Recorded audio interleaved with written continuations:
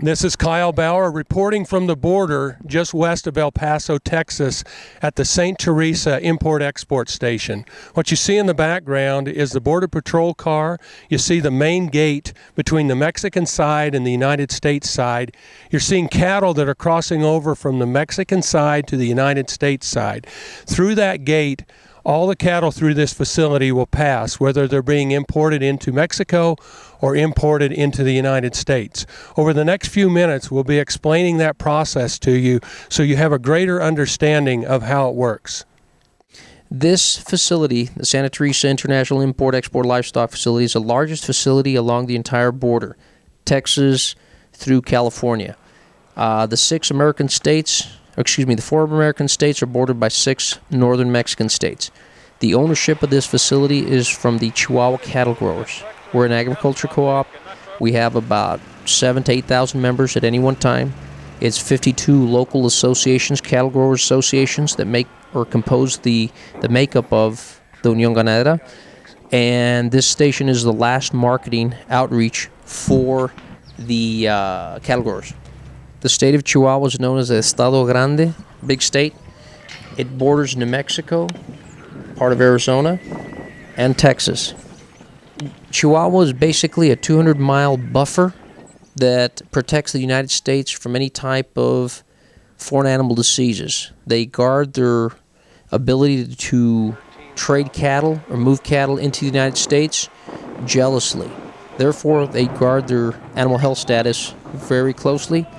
It's a very important relationship, symbiotic relationship with the ranchers from the United States. They import a lot of seed stock. We are a Mexican-owned company. We are an American entity, an agricultural co-op. We have our employees are all American or have a work visa. One of our employees does, our receiver. And we do community outreach. We sponsor programs both on the Mexican side and on the American side for schools and different groups that come for educational purposes or for any type of scientific research. We're always open. We've conducted many different programs in conjunction with the New Mexico Livestock Board to assist in animal identification, tracking. We have capacity for 12,000 head. At this facility, on an average year, you have 320,000 coming north. Last year we crossed 380,000 head of cattle.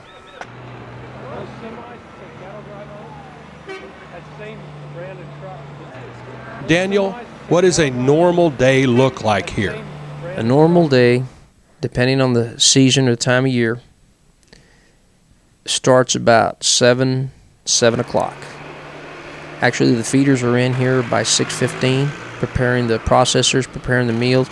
Then we get a copy of the actual crossing from the Mexican side faxed to us. We send it over to Customs.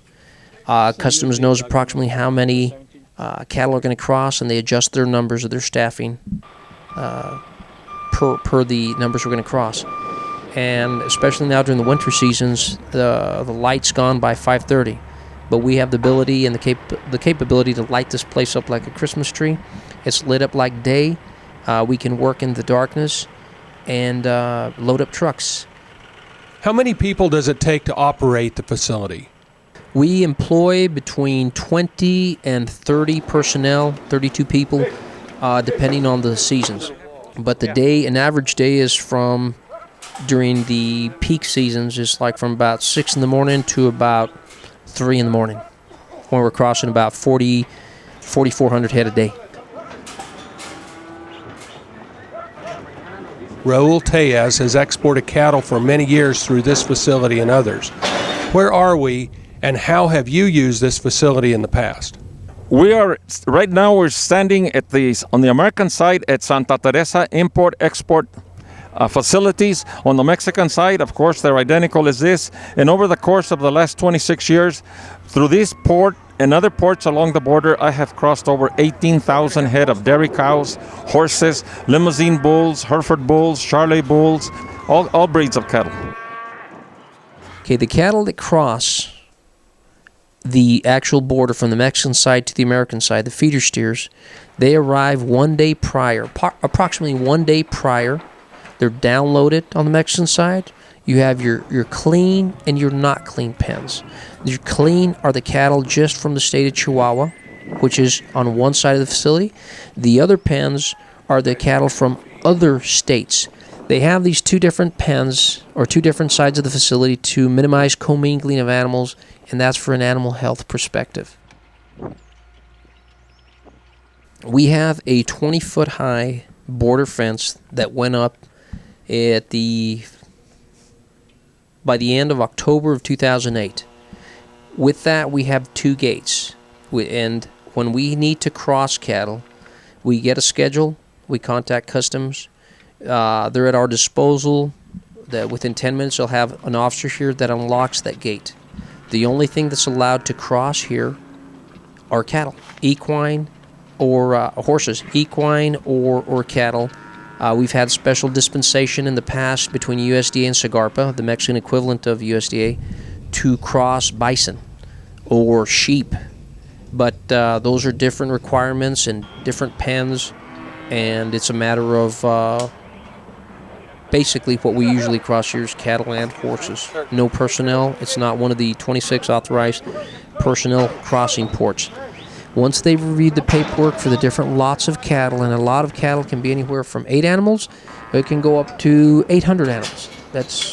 It's all ownership determined. We have members that have a few head. We have members that have 30,000 head. During the preliminary inspection by the port veterinarian, he'll paintball cattle that, for whatever reason, he determines appear physically challenged, or maybe physically challenged isn't the word, but he seems to think that for some reason this animal is displaying symptoms that it shouldn't. Well, he'll paintball that animal, and it makes for sorting. If they're sorted, those animals are removed completely from the crossing, the lot that's going to go into the other inspection, the chute inspection by animal health technicians. The cattle that cross, the entire control of what crosses is handled by USDA, the port veterinarian, his animal health technicians. They do preliminary inspections of the cattle. The paperwork, if the correct paperwork is not involved or didn't reach the destination, then they won't allow it to cross. Here on the border, we work very closely with USDA, with Customs, CBP, and Border Patrol, which have Customs and Border Patrol are together under the title of CBP. We work on a day-to-day basis. USDA inspectors, the port veterinarian, work on the Mexican side. They inspect all the animals coming that are going to be exported. Dr. Howe, the port veterinarian, will do preliminary cuts. Then each individual animal is scratched for ticks. They check the paperwork for negative tuberculosis, brucellosis tests. The final step is the animals go into a dip and vat.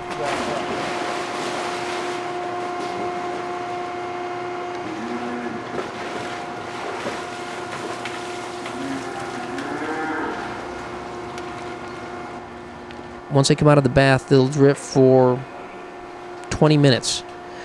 At times, they must be dried across the border. At times during the winter, it's difficult when you have really cold winds or you have snow or rain conditions, but they're kept dry, and then they're crossed into the United States. They want to make sure that the animals, when they cross to the American side, they are in the best of health, and they're dehorned, and whatever needs to be done, the heifers are spayed correctly, everything. On these cattle coming across from Mexico, you got to understand those cattle right there will have probably 8 to 10 pieces of paper. Each piece of paper indicates their health, the origin, the TB tag numbers, the invoices. I mean, every steer's got to have one. And if those steers have 2 brands, you have to have 2 pieces of paper from that. So usually, them guys kid around saying they send a load of cattle and a load of paperwork. Who decides how the cattle are fed? Any animals that are here are fed on the ration that is asked for by the owner. Depending on the weight of the cattle, say in that pen they have 48,000 pounds of cattle, let's say give me 10%. And our processors. We put it on the scale and feed them what they ask for.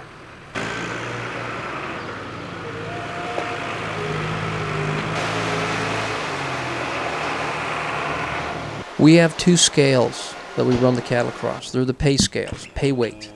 Last year we crossed $220 million worth of commerce.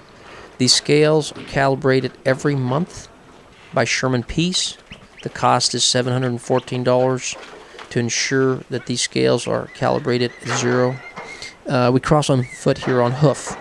That being said, when the animals cross on hoof, there's minimal shrinkage, none to minimal. Although there's an average of 3% deducted, taken automatically from the American buyer to the Mexican producer, because the animals, they're fed, they're watered prior. I mean, they eat prior to crossing, so they've gained an extra 60, 80 pounds prior to coming across. So there's an automatic 3% deduction. The same facility exists on the Mexican side. However, it's about a third as large. It's actual pens. They're weighed there when they come in. They're weighed when they leave. However, the pay scale are the scales on the American side, the scales that I maintain. And that's why it's very important to ensure that they are calibrated monthly. They're calibrated to ensure that we give a good service.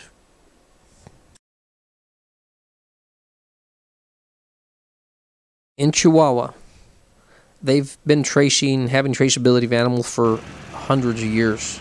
And the first cattle that came into the United States were herd, I believe it was in 1598, from a ranch down in southern Mexico in Parral, Roncesvalles. And 7,000 head were brought across to present-day Santa Fe, New Mexico. And that's when the hot iron brand was first introduced into the United States. A Mexican steer or heifer will come across with 4 different brands. The main brand is the M brand, the Mexican brand. That's the most important one, and if it's a spayed heifer, it'll be an MX brand. And that's the 2 only brands that are required for a Mexican steer to come across. In addition to the hot iron brand, it also has ear tags that tell you the point of origin and the export tag, the blue tag and also the green tag. Every steer that comes across, or heifer, has to be inspected by the New Mexico Brand Board, being that we are in New Mexico. The tracking system in Chihuahua is second to none. The IDs, the tracking is usually traced to a border, and they can tell you within seconds, minutes on their computer system where the animal came from, point of origin, herd of origin. However, we have a lot of cow traders here in the United States that once the lot travels from point A to point B, crosses the border and goes to whatever grow yard, they take out these tags that stop a lot of, or hinder a lot of the traceability of animals. And traceability is really good for animal health reasons. The traceability program does cost some money. Who bears those costs? The traceability is supported by the ranchers of Chihuahua. One of the differences between Mexico, or I'll speak for Chihuahua, and the ranchers here in the United States is in Mexico, they're all for it. It's an animal health issue. If they want to export, they be able to track the animals. They have no problems in doing that, but the huge difference is they support the costs involved. They're not waiting for a federal or state agency to step in and assist them with costs. They do it on their own.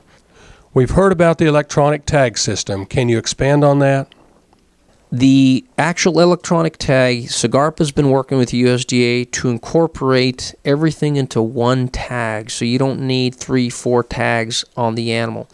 The animal will come across with that one tag. That tag will go with the animal to the duration of its life.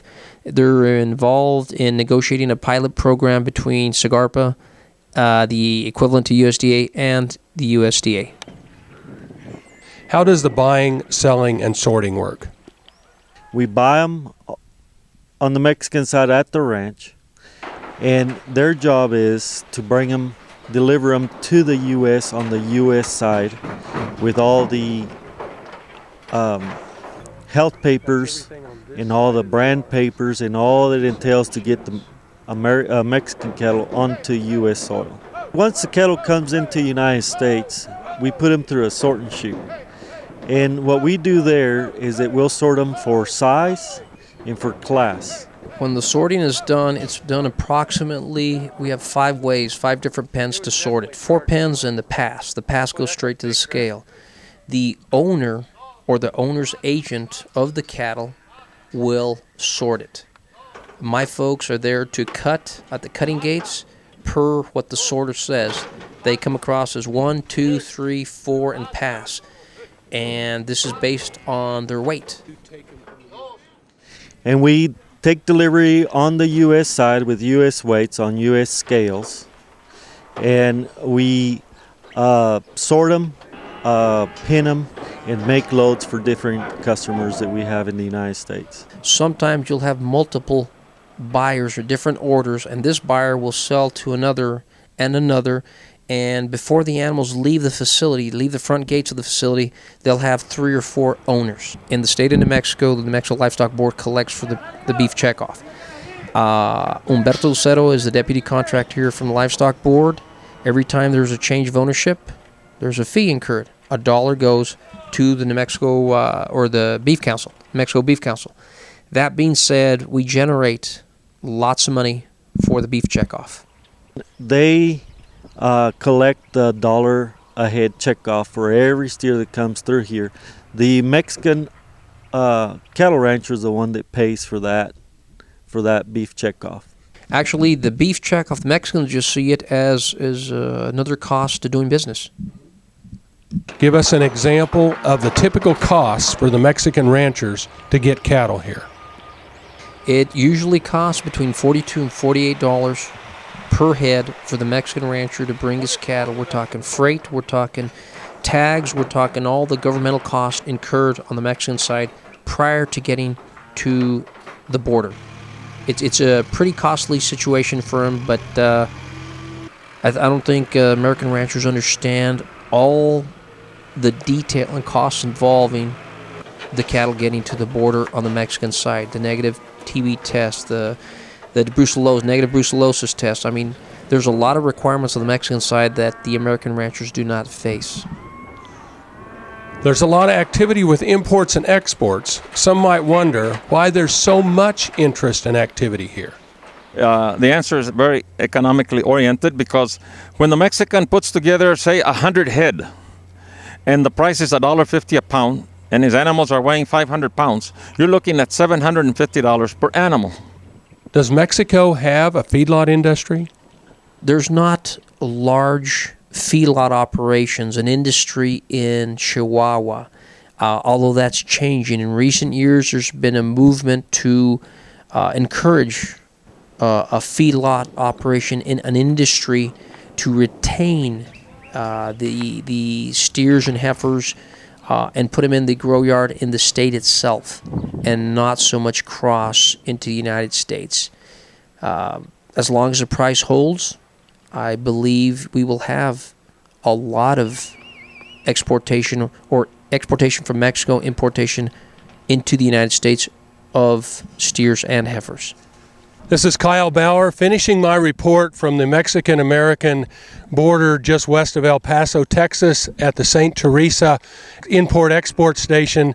I hope you have a greater understanding of what it takes to import and export livestock into the United States from Mexico, and I hope you have a greater appreciation for the commitment that the Chihuahuan ranchers have to the American beef industry.